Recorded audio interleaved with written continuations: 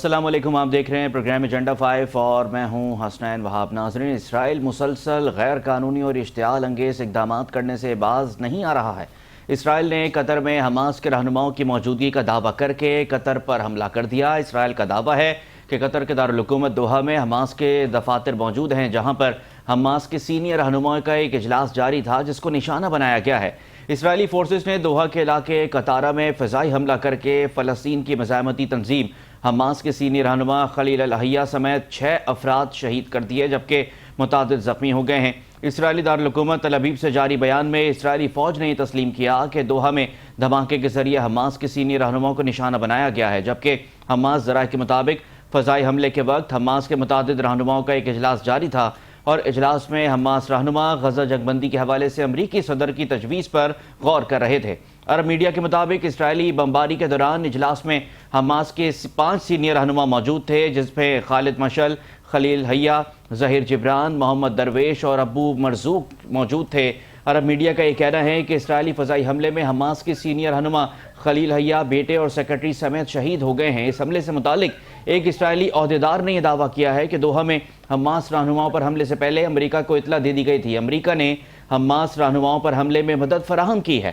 اسرائیل کی جانب سے قطر پر اس حملے کی شدید مذمت سامنے آ گئی ہے۔ ترجمان قطری وزارت خارجہ ڈاکٹر ماجد بن محمد الانصاری کے مطابق قطر اسرائیل کی جانب سے دارالحکومت دوحہ میں رہائشی عمارتوں اور حماس کی قیادت کو نشانہ بنانے کی سخت الفاظ میں مذمت کی گئی ہے۔ ترجمان قطری وزارت خارجہ کا یہ کہنا ہے مجرمانہ حملہ بین الاقوامی قوانین کی خلاف ورزی ہے اور قطری شہریوں اور قطر میں رہنے والے باشندوں کی سلامتی اور تحفظ کے لیے سنگین خطرہ ہے۔ ترجمان نے مزید یہ کہا کہ قطر اس حملے کی شدید مذمت کرتے ہوئے واضح کرتا ہے کہ وہ اسرائیل کے اس غیر ذمہ دارانہ رویے اور خطے کے امن میں جاری خلل کو کبھی برداشت نہیں کرے گا، نہ ہی اپنی سلامتی اور خود مختاری کو نشانہ بنانے والے کسی اقدام کو قبول کرے گا۔ دوسری جانب فلسطین کی مزاحمتی تنظیم حماس کی جانب سے اسرائیلی حملے میں سینئر رہنماؤں کی شہادت کی تردید بھی سامنے آ گئی ہے۔ حماس کے ذرائع کا یہ کہنا ہے کہ قطری دارالحکومت دوحہ میں اجلاس میں موجود ضرور تھے۔ حماس کے رہنما اسرائیلی حملے میں محفوظ رہے ہیں۔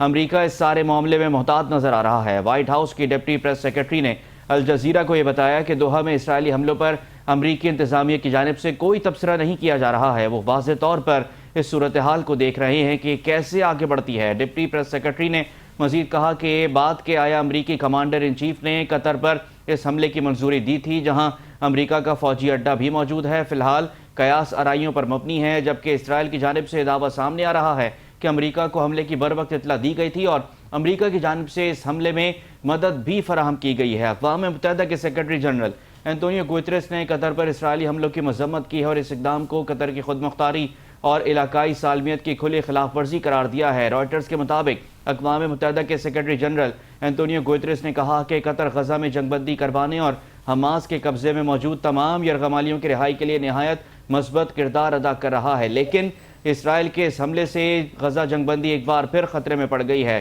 قطر اسرائیلی حملوں کے بعد احتجاجی طور پر غزہ جنگ بندی ثالثی سے پیچھے ہٹ گیا ہے۔ بین الاقوامی میڈیا رپورٹس کے مطابق قطر نے اسرائیلی حملے کے بعد غزہ جنگ بندی کے لیے ثالثی کو اب معطل کر دیا ہے۔ قطر نے دو ٹوک کہا ہے کہ ہم اسرائیل کے لاپرواہ رویے کو برداشت کبھی نہیں کریں گے۔ اب سوال یہ ہے اگر ثالثی نہیں ہوگی، جنگ بندی نہیں ہوگی تو غزہ اور فلسطین کے لوگ اور کتنا ظلم برداشت کریں گے؟ کیا اسرائیل کو اس دنیا میں ہر ظلم کا لائسنس مل چکا ہے؟ کیا اسرائیل کے لیے کوئی ریڈ لائن نہیں ہے؟ اس پر بات کرتے ہیں بریگیڈیئر ریٹائرڈ غضنفر علی صاحب نے ہمیں جوائن کیا ہے، سینئر تجزیہ کار ہیں۔ بہت شکریہ بریگیڈیئر صاحب، آپ نے پروگرام کے لیے وقت نکالا۔ سر، صورتحال آپ کے سامنے ہے، اب اسرائیل نے قطر پر حملہ کر دیا، کیا کوئی ریڈ لائن اسرائیل کے لیے نہیں ہے؟ اسرائیل دنیا میں جہاں چاہے وہاں حملہ کر سکتا ہے، تمام لائسنس اسرائیل کے پاس موجود ہیں؟ بالکل اسرائیل کے پاس موجود ہے، اس لیے کہ مسلمان خود ہی لمبے لیٹے ہوئے مسلمان ممالک ساروں نے اسرائیل کو تسلیم کر لیا۔ اب آپ مذمت کریں، بین الاقوامی قوانین کا نام لیں، جو مرضی کریں، یہ سب کچھ جو ہے یہ فضول ہے۔ اسرائیل جو چاہتا ہے وہ کر لیتا ہے اور اس نے کر دیا۔ امریکہ اسرائیل جو بھی کرتا ہے امریکہ اس کو سپورٹ کرتا ہے۔ اب ان حالات میں اب آپ دیکھ لیجئے کہ کیا ہو رہا ہے، کیا ان تمام چیزوں میں کوئی ایسی طاقت ہے جو رکاوٹ بن رہی ہے، کوئی ایسی طاقت ہے جو اسرائیل کو چیلنج کر رہی ہے؟ جی یعنی بہت عرصہ پہلے یہ چیز کہی گئی تھی، سوچی گئی تھی اور بتائی گئی تھی کہ مسلمان ممالک جو وہ مسلمان ممالک یا OIC کے وہ سارے ممالک جو غزہ کے اوپر نہیں بول رہے ہیں اور غزہ میں مسلمانوں کا قتل عام اور جینوسائیڈ کیا جا رہا ہے اور وہ خاموش ہیں، تو ایک دن آگ آ کے ان کے اپنا گھر کے اندر لگے گی، اور آپ نے آگ دیکھ لی جو گھر میں لگی قطر میں، اب اس آگ میں باقی ممالک کے اندر پھیلنا ہے، ان تمام ممالک کے اندر پھیلنا ہے جنہوں نے اسرائیل کو گلے لگایا ہوا ہے، بیکاز اسرائیل کے لیے نہ تو کوئی انٹرنیشنل رول ہے، نہ کوئی بین الاقوامی عدالت ہے، نہ بین الاقوامی قوانین ہے۔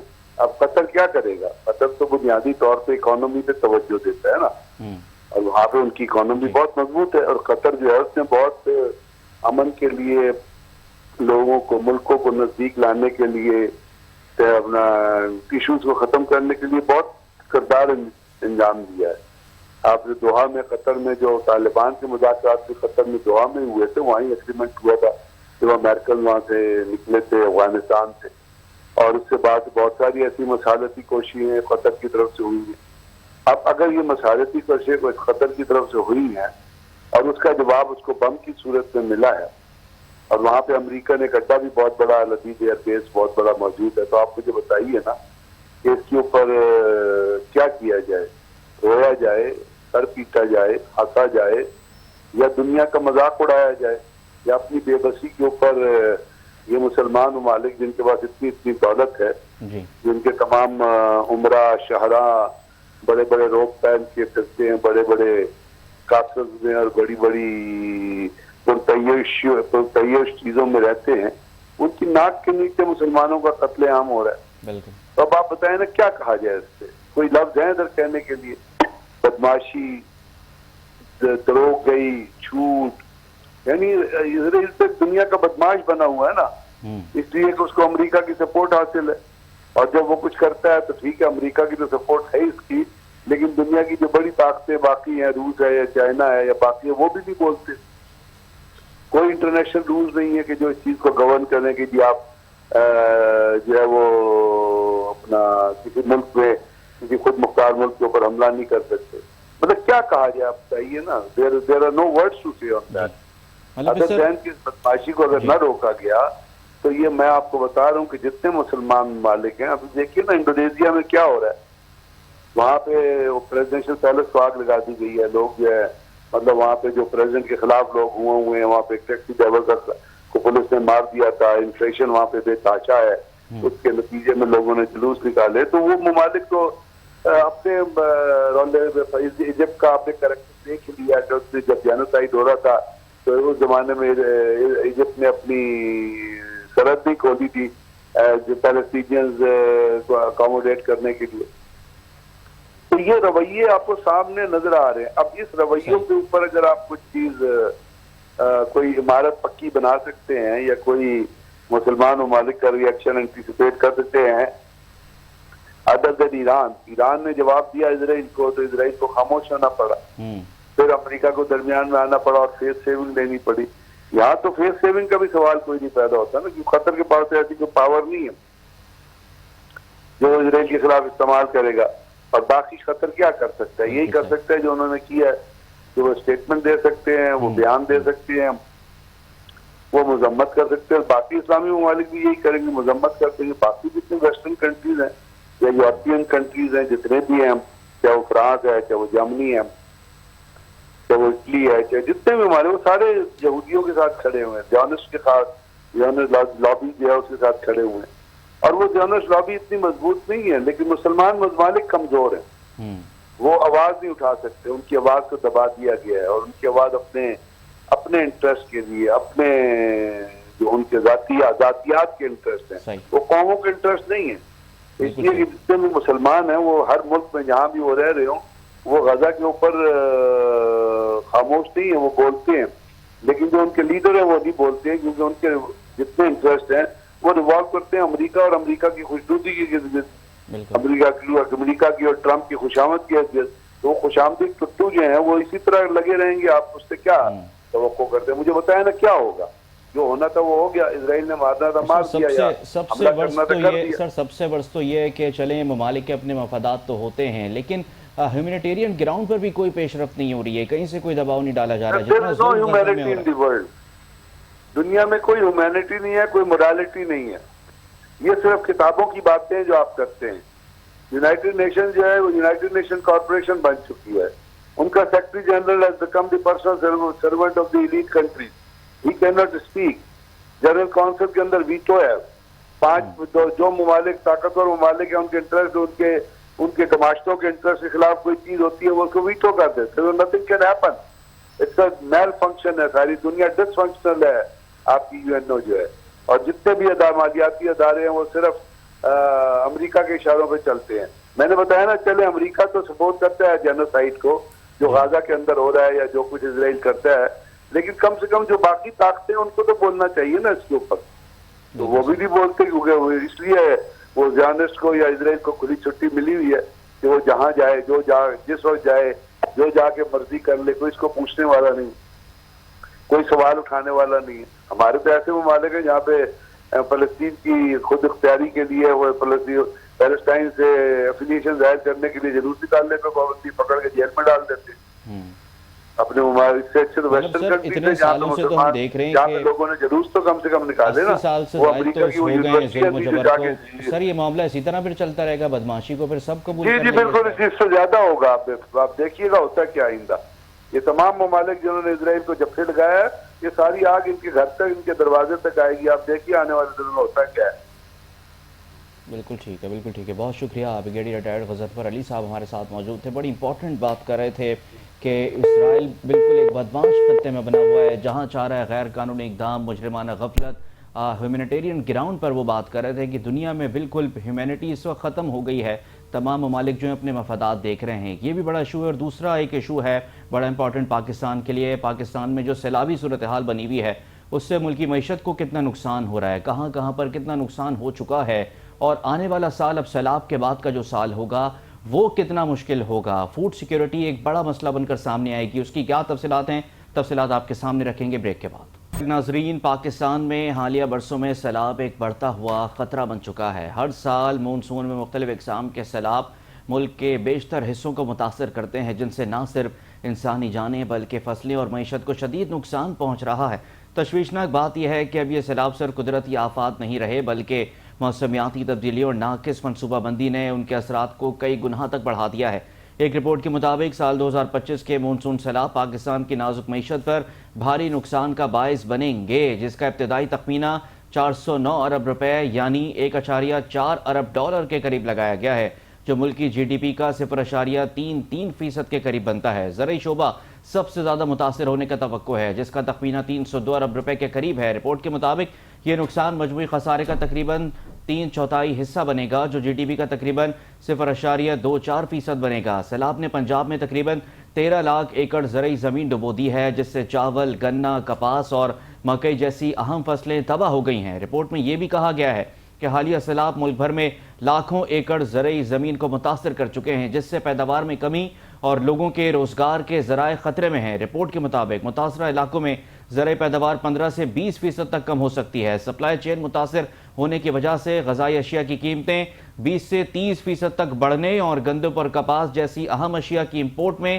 10 سے 15% تک کا اضافہ ہونے کا امکان ہے۔ گوشت، چاول، سبزیاں اور چینی کی قلت بھی ہو سکتی ہے۔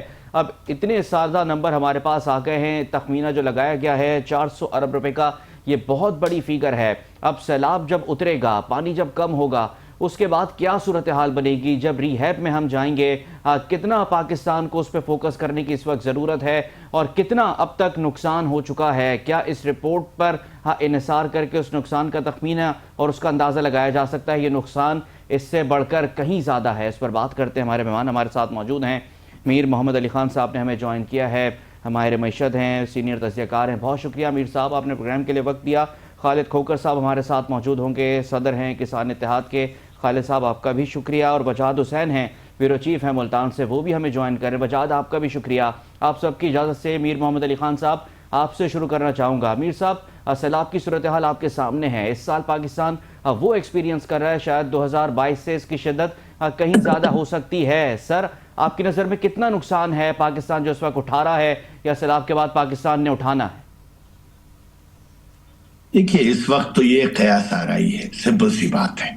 اگر آپ 2022 کے سیلاب کو دیکھیں تو 2.3% of the GDP was affected, which is in billions of dollars. اس دفعہ یہ جو دیکھیں یہ ایسی فلوئڈ سچویشن ہے اس وقت کہ اس وقت تخمینے لگانا بہت مشکل کام ہے. ویسے ہی ہماری معیشت آہستہ آہستہ ریکور کر رہی تھی، اب اس کے اوپر یہ آفت ہم پر آئی ہے. یہ آفتیں دنیا میں ہر جگہ آتی ہیں مگر ان کا تدارک کیا جاتا ہے. ہم نے ڈیمز کیوں نہیں بنائے، ہم نے ان کا تدارک کیوں نہیں کیا. ہم ہمیشہ فائر فائٹنگ کیوں کرتے ہیں آگ لگنے کے بعد. ایک عجیب سا ماحول ہے، یہ دہائیاں ہو چکی ہیں.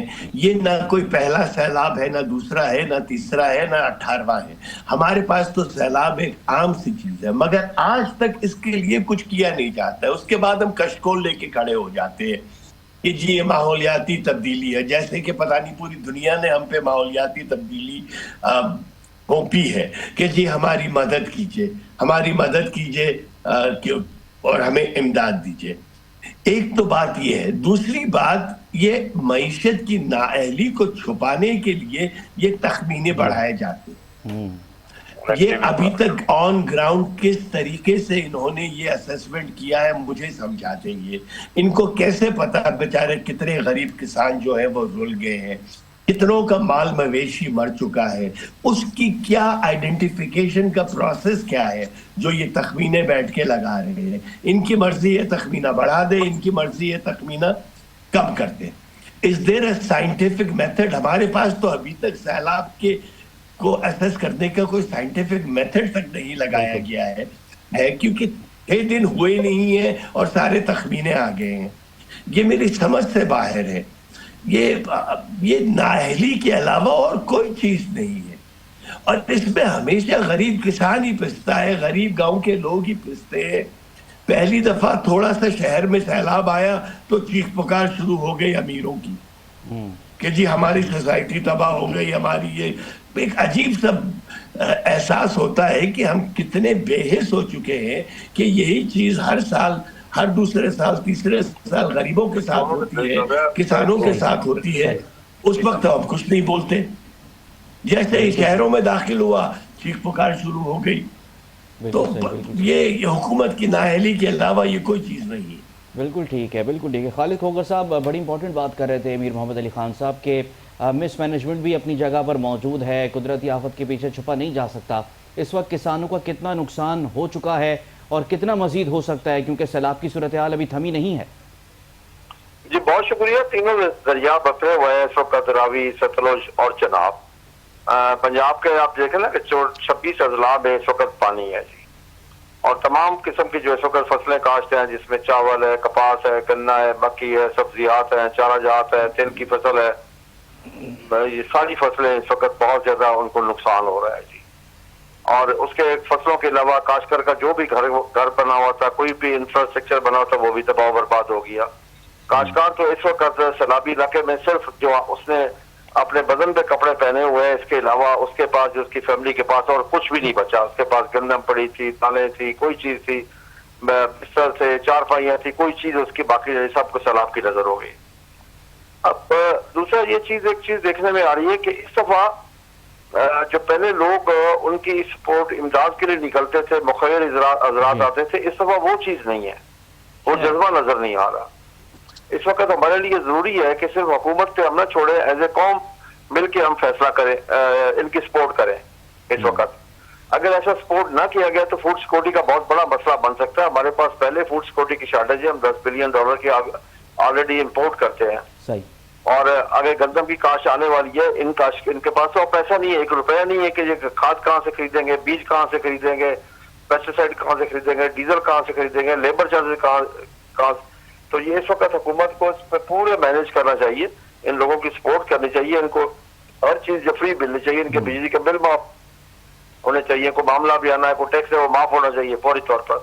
اگر کسی کے اوپر کوئی زرعی قرض ہے تو وہ بھی معاف ہونا چاہیے. لیکن سر نقصان، خالد صاحب نقصان اتنا ہے کیا کسی بھی حکومتی پیکج سے اس کا ازالہ کیا جا سکے گا؟ کیا کتنا وہ ہو سکتا ہے؟ اس کا ابتدائی تخمینہ تو ظاہر ہے لگانا مشکل ہے، میر صاحب بھی ابھی یہی بات کر رہے تھے، لیکن کیا کوئی بھی حکومتی پیکج کسانوں کی مدد اس صورتحال میں کر سکتا ہے؟ بالکل حکومت کر سکتی ہے، حکومت خود بھی کرے، مخیر حضرات سے بھی کروائے، لیکن ہمیں ایسے قوم مل کے ایک، یعنی کہ یہ خدائی آفت ہے نا جی، یہ تو طوفان نوح ہے اس دفعہ، قیامت صغریٰ برپا ہے ان علاقوں میں جہاں پہ یہ سیلاب آیا. آ کے وہاں دیکھیں تو صحیح کہ کیا ہے، میں ان لوگوں کے جذبات کا لفظوں میں ایسا کر کے نہیں بتا سکتا، بلکہ ان کی تکلیف کی میں شدت آپ تک نہیں پہنچا سکتا جو وہاں پہ اس وقت حالات بنے ہوئے ہیں. تو اس وقت پوری قوم کو مل کے ان کی سپورٹ امداد کرنی چاہیے، اور یہی تو لوگ ہیں جو آپ کے لیے فصلیں کاشت کرتی ہیں، 25 کروڑ عوام کھاتی ہے. آج وہ پرابلم میں خود بھوکا ہے، وہ جو پوری قوم کو کھلاتی ہے وہ خود بھوکا ہے اس وقت. اس کے جانور بھوکے ہیں، جانوروں کے لیے چارہ نہیں ہے اس کے پاس. ان کے پاس جو فش فارم تھے وہ سارے ختم ہو گئے، فش فارم ختم ہو گئے ہیں، یعنی کہ فش فارم والے کو اربوں روپے کا نقصان ہوا ہے. تو اس وقت کاشتکار کے جو سیلاب گرے ہوئے ہیں ان کے بہت ہی برے حالات ہیں اس وقت، نہ ان کے کھیت کے حالات اچھے ہیں. خالد صاحب جو 2022 میں پاکستان نے سیلاب ایکسپیرینس کیا تھا، کیا اس وقت پیکیجز اس طرح کے دیے گئے تھے کہ کسانوں کا ازالہ ہو گیا تھا، جو پھر گورنمنٹ سے اس وقت امید لگائی جا رہی ہے کسانوں کی جانب سے؟ پر ایکڑ دیا گیا تھا، 5,000 روپے پر ایکڑ اس وقت دیا گیا تھا، لیکن وہ سیلاب بہت چھوٹا تھا، بہت معمولی سیلاب تھا تب، لیکن بارشیں بھی آئی تھی. لیکن یہ سیلاب تو بہت بڑا سیلاب ہے، اور پھر مہنگائی کہاں چلی گئی اس وقت. تو اس وقت جو نقصان ہے دیکھیں نا، ہمارے حکمران کیا انڈیا سے نہیں سیکھ سکتے؟ کیا انڈین چیف منسٹر نے کیا بیان دیا ہے؟ ہمارا دشمن ملک ہے، اس نے کہا جی جس کی ایک مرغی بھی جائے گی میں وہ بھی ادا کروں گا، ایک ایک چیز جس کا نقصان ہوگا وہ ہم ادا کریں گے. تو اس لیے اب ان کو کرنا چاہیے کمپلیٹ، ان کی بحالی تک سارا کام کرنا چاہیے. صحیح، ٹھیک ہے. ملک وجاہت آپ کی طرف آؤں گا. ملک وجاہت یہ بتائے گا کہ ملتان بڑا زیادہ متاثر ہوا ہے سیلابی صورتحال میں، ہم دیکھ رہے ہیں کہ وہاں پر بہت زیادہ تباہی ہوئی ہے. گراؤنڈ ریئلٹی اس وقت کیا ہے ملتان کی، اور جو انتظامیہ جو دعویٰ کر رہی ہے کہ چیزیں انڈر کنٹرول ہیں، لوگوں کو ریسکیو کیا جا رہا ہے، سہولیات پہنچائی جا رہی ہیں، کیا آپ دیکھ رہے ہیں وہاں پر مناظر، اور کیا حقیقت ہے ان تمام تر دعووں کی؟ جی بالکل، بہت شکریہ. ملتان میں دریائے چناب میں سیلابی صورتحال خطرناک ہو گئی ہے. ہیڈ سریموں سے 5 لاکھ کیوسیک کا ریلا ہیڈ محمد والا پہنچنے سے پانی کی سطح بڑھ رہی ہے. ہیڈ محمد والا، شیر شاہ اور جلال کو پیر والا کے مقام پر پانی فلڈ وارننگ ایک بار پھر جاری کر دی گئی ہے. ضلع انتظامیہ نے ریڈ الرٹ جاری کر دی ہے. شیر شاہ اور جلال پیر والی میں نقل مکانی کا سلسلہ تیز کیا گیا ہے. شیر شاہ بند کو ممکنہ طور پر آج کسی بھی وقت بریک کیا جا سکتا ہے. جبکہ میں آپ کو بتاؤں کہ ضلعی انتظامیہ کی جانب سے ایک فگر جاری کیے گئے ہیں جس میں 5 لاکھ سے زائد افراد کو محفوظ مقامات پر منتقل کیا گیا ہے، اور 22,000 سے زائد مویشیوں کو محفوظ مقامات پر منتقل کیا گیا. اور اس کے ساتھ میں آپ کو بتاؤں کہ جو سیلاب زدگان ہیں ان کے لیے خیمہ بستیوں کے قیام بھی عمل میں لایا گیا ہے. لیکن جو خیمہ بستیوں میں سے ہم متاثرین موجود ہیں، جب ہماری ان سے بات ہوئی تو ان کا کہنا تھا کہ ہمیں خیمہ بستیاں تو لگا دی گئی ہیں، لیکن اس خیمہ بستی میں ہمیں کوئی خاطر خواہ انتظامات ہمارے نہیں کیے جا رہے. جبکہ جو متاثرین ہیں وہ اس ٹائم امیدیں لگائی ہوئی انہوں نے کہ وزیر اعلیٰ پنجاب سے، کیا وزیر اعلیٰ پنجاب ان متاثرین کے لیے کیا امدادی پیکج کا اعلان کرتی ہیں. صحیح، ٹھیک ہے. میر محمد علی خان صاحب ابھی آپ سن رہے تھے کہ خالد کھوکھر صاحب کہہ رہے تھے کہ گورنمنٹ کو پڑوسی ملک سے سیکھنا چاہیے. اس وقت تو ہمیں تو یہ نظر آ رہا ہے کہ گورنمنٹ کسی ملک سے سیکھنے کے موڈ میں نہیں ہے، چاہے وہ پڑوسی ملک ہو یا دنیا کا کوئی اور ملک ہو، ہمارے دوست ممالک ہوں. سر 2022 میں سیلاب آیا، ہر سال پاکستان کچھ نہ کچھ قدرتی آفت سے متاثر ہوتا ہے. KPK میں جو اس سال ہوا ہے گلیشیئرز کا پھٹنا اور کلاؤڈ بسٹنگ، وہ بھی ایک بڑا المیہ ہے. اس سے زیادہ اور کیا نشانات ہوں گے کہ پاکستان آگے جانے والے سال مزید سخت ہوں گے؟ سر آپ کو لگتا ہے کوئی پیش رفت اب ہوگی اس سال کے بعد، یا سارا معاملہ آیا گیا ہو جائے گا؟ کیا آیا گیا ہو جائے گا؟ سمپل سی بات ہے، تاریخ سے سیکھتے ہیں ہم، اور ہم پڑوسیوں سے کیوں سیکھیں بھائی؟ میں ایک سمپل سی بات بتاتا ہوں، پڑوسیوں سے وہ چیز سیکھی جاتی ہے جس کا آپ کو کبھی پہلے سامنا نہ ہوا ہو. ہمیں تو ہر دوسرے سال تیسرے سال اس چیز کا سامنا ہے. ہم اپنی غلطیوں سے نہیں سیکھیں گے تو پڑوسیوں سے کیا سیکھیں گے؟ مطلب توف ہے ہمارے اوپر کہ ہم اپنے لوگوں کا خیال نہیں کر رہے ہیں، غریبوں کا خیال نہیں کر رہے. خدا نہ کرے قاکم بدن جس دن پورے شہر ڈوبیں گے نا اور 50 کروڑ کے گھر ڈوبیں گے، اس دن پوری حکومت متحرک ہو جائے گی. کیونکہ اس ملک میں نہ غریب کی کوئی ویلیو ہے، نہ کسان کی کوئی ویلیو ہے، نہ چھوٹے گھر والے کی کوئی ویلیو ہے، نہ موٹر سائیکل والے کی کوئی ویلیو ہے. 8-10 کروڑ کی 50,000 لینڈ کروزرز بہ جائیں، پھر دیکھیے آپ کیا ہوتا ہے اس ملک کے اندر. مذاق بنایا ہوا ہے ہم نے. سیکھنے کی ضرورت کیا؟ سیکھنے کی ضرورت ہے. یہ جو نیشنل ڈیزاسٹر مینجمنٹ اتھارٹی ہے یا دوسری چیزیں ہیں، یہ ہم نے کس لیے رکھی ہے؟ ہم ایلوکیٹ کیوں نہیں کرتے بجٹ؟ این ڈی ایم اے کے پاس تو کبھی پیسہ ہی نہیں ہوتا ہے. ہم کو یہ پتا نہیں ہے کہ آفت آئے گی اس سال، اگر نہیں بھی آئے گی تو ہم ایک اتنا اچھی رقم وہاں رکھیں، ہیلی کاپٹرز رکھیں، دوسری چیزیں رکھیں. وزیروں کے لیے 20-20 کروڑ کی گاڑیاں لے لیتے ہیں ہم 2-2، مگر ہمیں 6 کروڑ روپے کے 5 ہیلی کاپٹرز خرید کے نہیں رکھ سکتے. ریسکیو کے لیے بوٹس اتنی ہم نہیں رکھ سکتے. مطلب ہر جگہ دنیا میں سیلاب آتے ہیں، آپ سیلاب کو نہیں روک سکتے.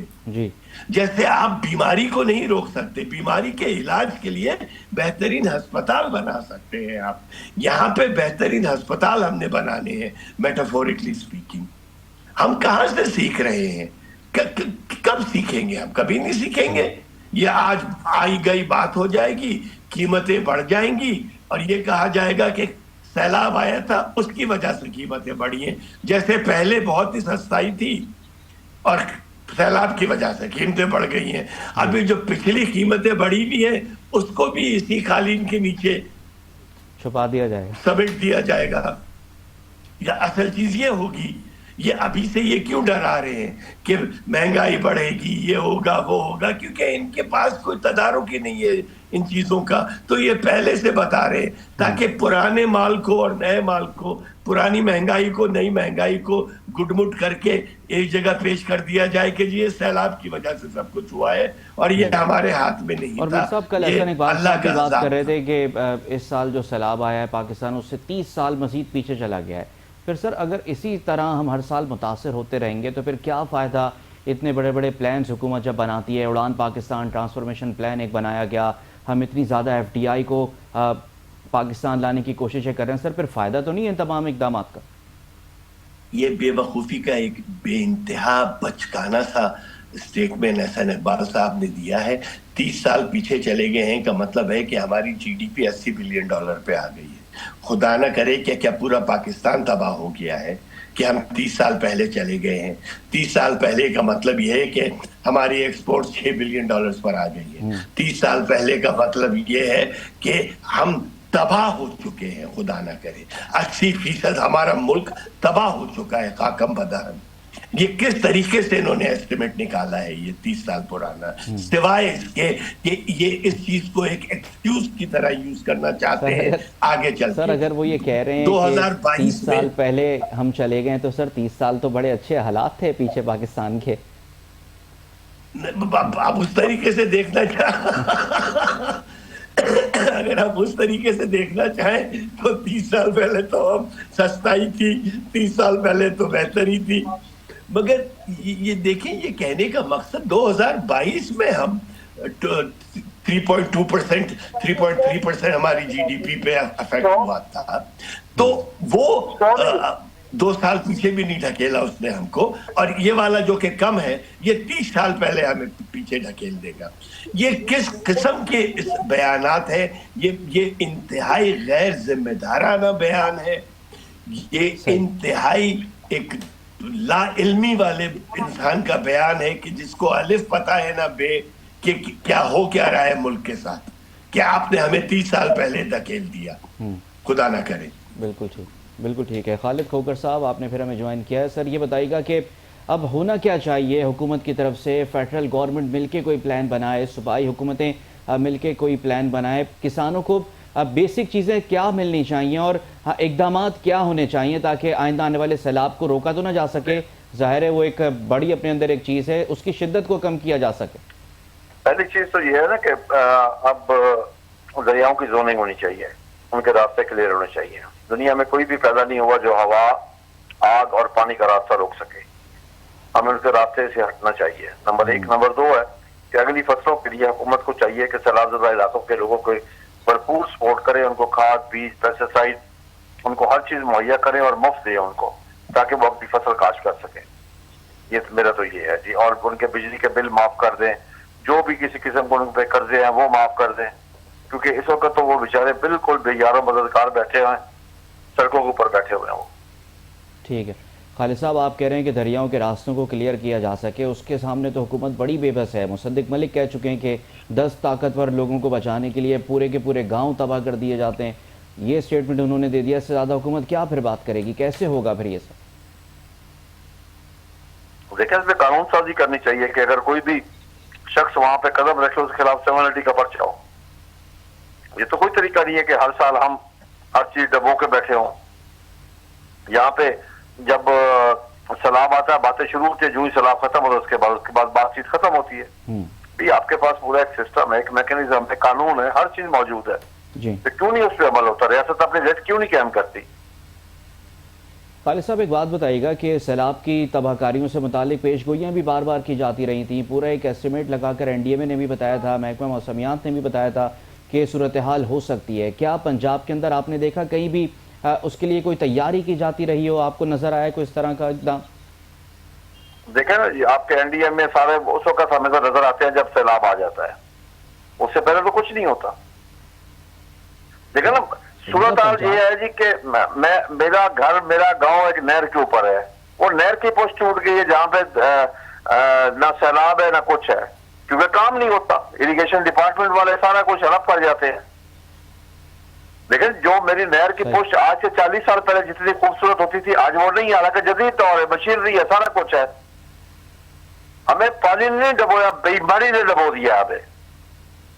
سر لیکن دعویٰ تو یہ کیا جا رہا ہے گورنمنٹ کی جانب سے کہ تیاری پوری تھی ہماری تو, اور اس سے پہلے تیاری شروع کر دی تھی سیلابی صورتحال سے پہلے لوگوں کو اطلاع کر. کوئی کسی قسم کی کوئی تیاری نہیں تھی, بالکل کوئی تیاری نہیں تھی. غلط بات ہے. تھینک یو, مہربانی. ٹھیک ہے ملک وجاد, کیا خالد کھوکھر صاحب جو کہہ رہے ہیں کہ کوئی تیاری نہیں تھی پنجاب گورنمنٹ کی اور سیلاب آنے کے بعد جو ہے گورنمنٹ ایکٹیو ہوئی ہے, کیا واقعی وہ ٹھیک کہہ رہے ہیں؟ پنجاب میں آپ نے بھی اس طرح کا کوئی اقدام نہیں دیکھا؟ جی بالکل, جیسے خالد صاحب نے بتایا, بالکل صحیح بتایا کہ اس ٹائم جو صورتحال جو نظر آ رہی ہے سیلاب کی, تو اس کے حوالے سے ایسے ہی کہا جائے گا کہ گورنمنٹ کی جانب سے کوئی اقدامات نہیں کیے کہ ابھی تک لوگ جو ہیں وہ بیار و مددگار بیٹھے ہیں. جو دعوے کیے جاتے تھے کہ سیلاب کے حوالے سے ہم نے تیاریاں کر لی ہیں, میں آپ کو بتاؤں ضلع ملتان کے حوالے سے, ضلع ملتان میں کسی قسم کی کوئی تیاری نہیں کی گئی. جیسے ہی سیلاب کی صورتحال آئی اس کے بعد انتظامیہ ایکٹیو ہو گئی ہے. تو اگر انتظامیہ ایکٹیو ہوئے ہیں, اب انتظامیہ کے پاس اتنے وسائل نہیں ہیں کہ وہ جو لوگوں میں آپ کو بتاؤں, ابھی گزشتہ روز جلال پور پیر والا میں سچویشن بنی ہوئی ہے وہاں. جی چلیں, آپ کی لائن میں ڈسٹورشن آ رہی ہے, میں میر صاحب کے پاس جاتا ہوں, آپ کی طرف دوبارہ آتا ہوں. میر صاحب, صورتحال بڑی بگڑتی جا رہی ہے. کل عثمہ بخاری صاحبہ جو پنجاب کی وزیر اطلاعات ہیں, انہوں نے بھی جو ہے پنجاب گورنمنٹ نے بھی اب ہاتھ کھڑے کر دیے ہیں یہ کہہ کر کہ پنجاب میں فلڈ کی صورتحال بگڑ گئی ہے. تو سر پھر کیا فورس ہی کر سکتے ہیں؟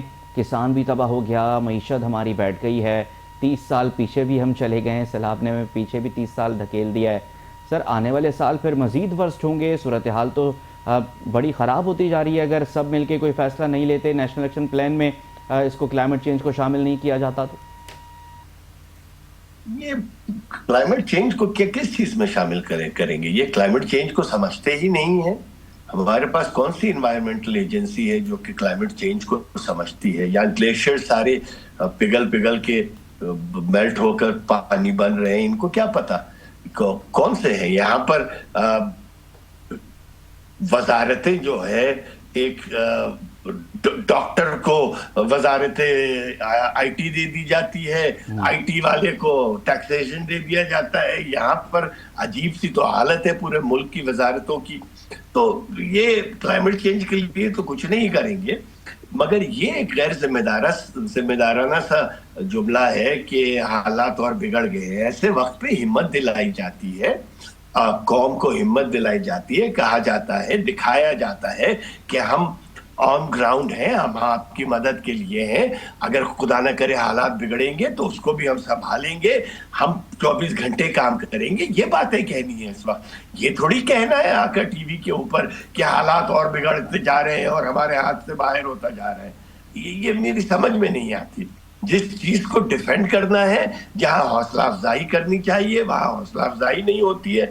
اپنے بجٹ کاٹے, اپنا بجٹ کاٹے, پی ایس ڈی پی کا بجٹ کاٹے, دوسرے بجٹ کاٹے, اور جیسے کھوکر صاحب کہہ رہے تھے وہ کریں غریبوں کے ساتھ. ان کو کھاد دیں, ان کو فرٹیلائزر دیں, ان کو بجلی کے بل معاف کریں 6 مہینے کے لیے, ان کو اپنے پیروں پہ کھڑا ہونے کے لیے مدد کریں. حکومت کا کام کیا ہوتا ہے؟ یہ ہمارے ہی ٹیکس کے پیسے ہیں. ہم ڈیمانڈ کر رہے ہیں کہ ہمارے غریب بھائی جو ہیں, جو کہ تباہ ہو گئے ہیں, ان کے لیے کچھ کریں. لیکن سر حکومت کچھ ایلوکیٹ کریں. حکومت تو کارٹلز کو امپاور کر رہی ہے اس ملک کے اندر. سیلابی صورتحال ابھی بنی نہیں, گندم کی شارٹیج ہو گئی, کارٹلز نے ذخیرہ اندوزی کر لی. ابھی آنے والے مہینوں میں سبزیوں کی قیمتیں بھی مسلسل بڑھتی جا رہی ہیں. پتہ نہیں پھر غذائی اشیاء کی قیمتیں کہاں جائیں گی. حکومت تو سر کارٹلز کو امپاور کر رہی ہے کسانوں کے بجائے. دیکھیے یہ تو ایک ایکسکیوز کی طرح شروع ہوتا ہے نا. جیسے ہمارے یہاں رمضان سے پہلے تو کوئی طوفان تو نہیں آتا, سیلاب تو نہیں آتا, رمضان آتا ہے اور ساری پرائسز بڑھ جاتی ہیں. ہمارے یہاں ان چیزوں کو ایکسکیوز کی طرح یوز کیا جاتا ہے, بہانے کی طرح یوز کیا جاتا ہے. یہ ایک بہانہ بنا ہے پیسہ کمانے کا ان لوگوں کے لیے جنہوں نے ذخیرہ اندوزی کی بھی ہے یا کرنا چاہتے تھے یا کرنے میں کامیاب ہو گئے ہیں. حالانکہ اس وقت حکومت کو چاہیے کہ ذخیرہ اندوزوں کے اوپر ٹوٹیں, بادل نہیں بجلی بن کے گریں. مگر اس وقت پتہ نہیں کیا ہو رہا ہے, میری سمجھ سے تو باہر ہے. اس ملک میں غریب کی کیا حیثیت ہے وہ تو ہمیں ہمیشہ سے ہی پتہ ہے. یہی اگر کہ شوگر کارٹل کی فیکٹریز تباہ ہو جاتی یا بڑے بڑے کارخانے تباہ ہو جاتے تو پھر ہم دیکھتے کہ کتنی جلدی اس کے اوپر کارروائی کی جاتی. پھر تو سر سبسڈی بھی مل جاتی ہے حکومت کی جانب سے اور قرضے بھی معاف ہو جاتے. وہ کیوں نہیں ہوں گے؟ کیونکہ جو قرضے معاف کرانے والے ہیں وہ خود حکومت میں بیٹھے ہیں, یا ان کے کزن بیٹھے ہیں, یا ان کے بھائی بیٹھے ہیں, یا ان کے دوست بیٹھے ہیں, یا ان کے پیسوں سے جو الیکشن جیتے ہوئے ہیں وہ بیٹھے ہوئے ہیں. تو یہ تو ایک پورا نیکسس ہے جس کے اندر عام عوام تو آتی ہی نہیں ہے. This country is for the powerful, by the powerful, for the powerful, simple. اور سر آخر میں یہ بتائیے گا اور جو اس کے خلاف آواز اٹھائے گا وہ غلط ہے, وہ گندا ہے, اس کے اوپر تہمتیں لگیں گی. سر بس اس کے آخر میں یہ اوپر بتا دیجیے گا, ایک جائیں گے. وزیر موصوف بات کر رہے تھے, وہ یہ کہہ رہے تھے کہ ڈیم بنانے سے بھی اب کچھ نہیں ہوگا, یہ مسئلہ حل نہیں ہوگا. سر پھر یہ مسئلہ حل کیسے ہوگا؟ ہمارے اتنی تقسیم ہے, ایک صوبہ کچھ کرنا چاہتا ہے, دوسرا صوبہ اس کو نہیں مانتا, فیڈرل گورنمنٹ کا الگ پلان ہوتا ہے. پھر سر چیزیں تو سم اپ نہیں ہوں گی اور بکھرتی جائیں گی. ان جو بھی وزیر صاحب ہیں ان کے لیے میں دونوں ہاتھ اٹھا کے دعا کرتا ہوں اللہ ان کو عقل دے. اگر یہ وزیر ہوتے ہوئے یہ کہہ رہے ہیں کہ اب ڈیم بنانے سے بھی کچھ نہیں ہوگا تو ایسا کرتے ہیں پورے ملک کو تباہ کر دیتے ہیں. پوری دنیا میں ڈیم بنائے جاتے ہیں, پوری دنیا میں ان چیزوں سے ڈیل کرنے کے لیے. یہ نئے وزیر ہیں بھائی, کوئی بہت ہی زیادہ آبی ماہر ہوں گے دنیا کے, جو Harvard school of governance, Kennedy school of governance سے پڑھ کے آئے ہوں گے, جن کو یہ پتا ہے کہ جی ڈیم بنانے سے بھی کچھ نہیں ہوگا تو کیا بنانے سے ہوگا. پھر اگر ڈیم بنانے سے کچھ نہیں ہوگا تو کیا چیز کرنی چاہیے ہمیں؟ اور سر ایک حل بتائیں نا. سر ایک چیز اور بھی ہے, حل تو سر یہ ہے کہ خود سے تو ہم دیکھتے ہیں کہ اقدامات کم ہی ہوتے ہیں, لیکن ہم ریلائی کرنا شروع کر دیتے ہیں فارن ایڈ کے اوپر. ابھی پھر جو ہے کچھ اپیلیں مطلب شروع ہو گئی ہیں کہ اقوام متحدہ سے کچھ ہیلپ ہو جائے یا کسی اور طریقے سے. سر ہمیشہ تو اس طرح نہیں ہوتا رہے گا, کچھ بجٹ گورنمنٹ نے بھی ایلوکیٹ کرنا ہے اس چیز سے نمٹنے کے لیے. کیوں کرے گورنمنٹ ایلوکیٹ بھائی؟ کیوں اپنی عیاشیاں کم کرے گورنمنٹ؟ جب بھیک مل رہی ہے تو بھیک میں کھانچے ہیں. سیلاب اور کسی بھی کیلامٹی کے بعد جتنا زیادہ خرد برد ہوتی ہے وہ बजट के दौरान नहीं। तो ये तो एक कमाने का जरिया है। 30-40% बिलियन डॉलर्स अगर आ जाए तो 300 मिलियन डॉलर का तो खांचा बन गया इन सब का। अपने खर्चे क्यों कम करें? भीख मांगे, यूनाइटेड नेशन से मांगे, किसी और से मांगे। यूएस एड तो अब रहा नहीं, तो यूएस एड से मांग ले, एशियन डेवलपमेंट बैंक से मांग ले, जर्मनी से मांग ले, इंग्लैंड से मांग ले। कहीं से 50 मिलियन डॉलर, कहीं से 5 मिलियन डॉलर, कहीं से 100 मिलियन डॉलर। ये इसका हिसाब कभी मिलता है हमें? किसी वेबसाइट पे देखा है कि जी 600 मिलियन डॉलर आए थे और ये हिसाब है? ये ट्रांसपेरेंसी तो आज के डिजिटल दौर में ऑडिट करके लगा सकते हैं ना ये वेबसाइट के ऊपर। अब तो लोग दूसरे ममालिक हमें पैसे देते हुए भी झिझकते हैं, कैलामिटीज में भी झिझकते हैं, इसलिए उनको पता है कि सही जगह जाते ही नहीं है पैसे। बिल्कुल ठीक है, बहुत शुक्रिया अमीर मोहम्मद अली ख़ान साहब, हमें ज्वाइन किया आपने, आपने खुसूसी वक्त दिया। खालिद खोकर साहब हमारे साथ मौजूद थे और बजात हुसैन ने हमें ज्वाइन किया, आपका भी बहुत शुक्रिया। तमाम मेहमानों का शुक्रिया अदा करते हैं। प्रोग्राम का वक्त भी ख़त्म होता है, इसी के साथ ही मुझे और मेरी टीम को इजाज़त दीजिए। आपसे फिर मुलाकात होगी, अपना ख्याल रखिएगा, अल्लाह हाफ़िज़।